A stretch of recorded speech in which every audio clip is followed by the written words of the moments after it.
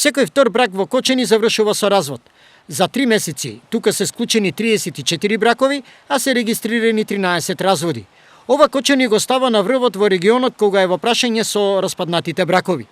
Веднаш по Кочани е соседниот град Виница, каде што за истиот период 10 парови одлучиле да стават крај на својата брачна заедница.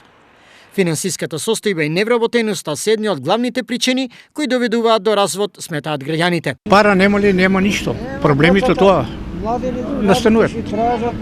Па нема пари, хаос, тепање, гужви, проблеми, оставањето, тоа е. И тоа е катастрофална работа у Македонија што се случува. Значи, млади формира брако го формира, оставе деца, све бега. Напуште го и мажу, жената бега. Или мажу, обратно. Катастрофа. Та работа финансиите. Највечко кавги разводите са од тоа станува, да се кажеме право. А децата, фамилијата си тражат. Во вика дај тате, оно вика дај тате, а нема од каде и доваѓа до такви конфликти.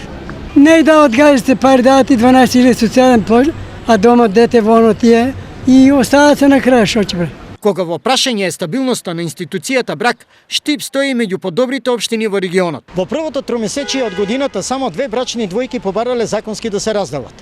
Тоа значи дека најголемата општина на истокот е на самото дно на листата кога во прашање се разводите. Официјалните податоци на Државниот завод за статистика покажуваат дека во Зрновци, Карбинци, Македонска Каменица и Пробиштип немало ниту еден разведен брак.